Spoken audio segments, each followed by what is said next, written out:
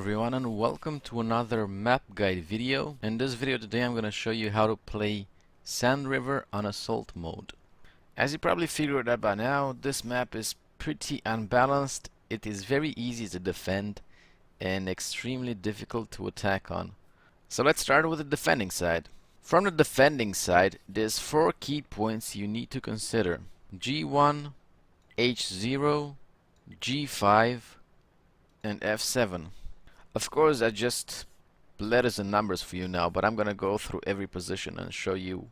I personally don't use the first 2 positions too much, G1 and H0, but I'm gonna show you why you need those positions too and what tanks you should use there. So, starting with G1. This position is mainly good for a turretless TD, for example, because it's a position where you don't need to do much. Just stay, hold down if you got a tank with armor, and just watch over the ridge line. That is pretty much it.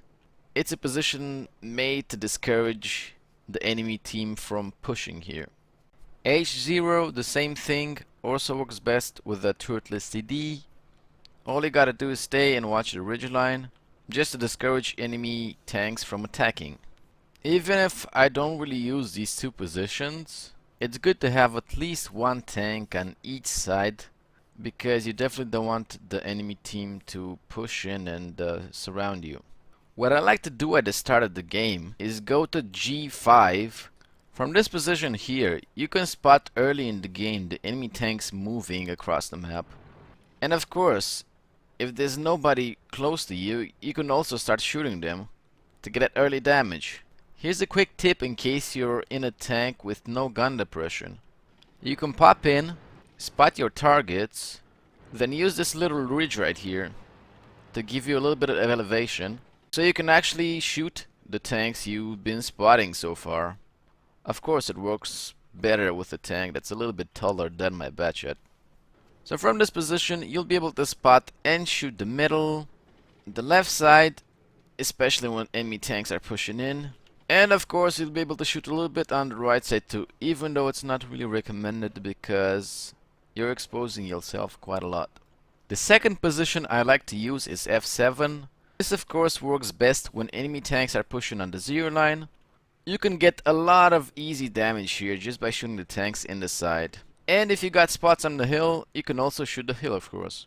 Throughout the game, I like to circle between these 2 positions, F7 and G5, depending where the enemy tanks go. Here's a couple of things of what you should not do. Don't stay on the ridgeline too much, especially if you get spotted, because there's always tanks that are sniping in the back which haven't been spotted yet, and you could lose your health very fast. Don't push F7, especially if you don't know what tanks they have on the hill or around the middle. You're going to be exposing yourself quite a lot. Don't try to push on the 8 line, because it's very easy for the enemy tanks to spot you from the middle, and there's always plenty of tanks dying at the beginning of the games just driving like this in open field, because they have easy shots on you from the side. I don't recommend F9 position too much. It's very risky. It's very open towards the hill and the middle. The ridges of this hill have been chopped down a lot, and especially on games with Arty, definitely don't recommend going here. Don't push the 0 line to go to F9 or to go to this position here. Again, it's very exposed, and in this position here you can get shot from the middle quite easily. And last but not least, don't push G1. Same thing applies here. You're going to be very exposed to getting shot from the middle and from all those tanks that might be lying in the back. Let's get down to the attacking side now. As I said, it's a bit more difficult to be on the attacking side on this map, but here's a couple of things I like to do. First of all, I like to drive to D7 early and get spots and damage. There's almost always tanks just driving across that ridge line there. And if you got a little bit of V range, you can spot them and shoot them very easily. But remember not to peek too much here, because you'll get spotted by their tanks in the middle. If there's nothing else to shoot here, I like to advance on the zero line after that. If it's possible, I try to kill any tank that might be lying around here. Then I push all the way to K9.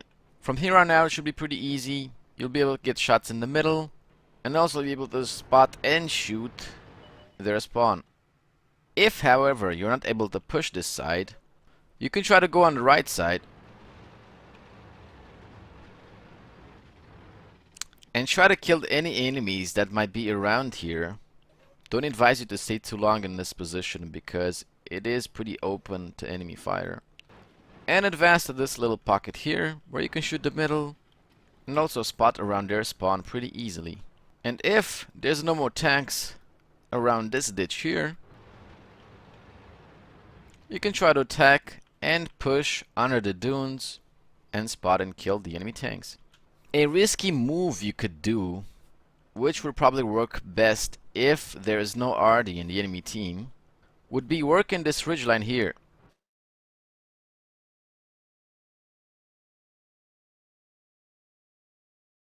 And why I say this is because it's very easy for enemy scouts to spot you from the middle. Of course, if you got a tank with a lot of V-range, this could be a very rewarding move.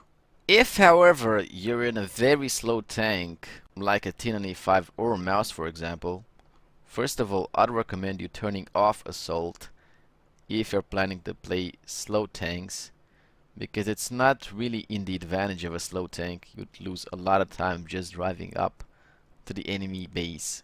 But if you're playing one of those tanks, what I like to do on this map is try to drive all the way to E1.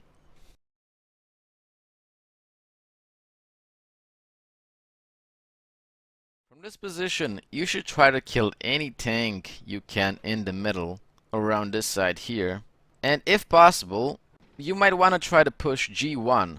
Of course, this is very risky and it will probably work best in a platoon. But as I said, if you're in a really slow tank like the Mouse or T95, you don't really have much option, because attacking on the zero line and circling all around the map is not a good idea for a tank of that kind. So if you do manage to push this side, it's gonna be pretty easy winning the game. Here's a couple of things you shouldn't do from the attacking side.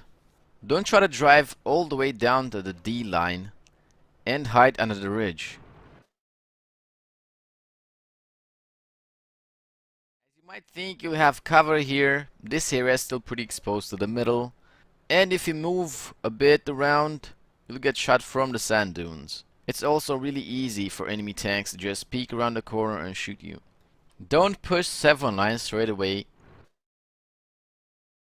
You're probably gonna get shot from all around the map. And also there's probably gonna be a lot of enemy tanks in this hole, so little to no reward. Don't bother going up the hill to snipe.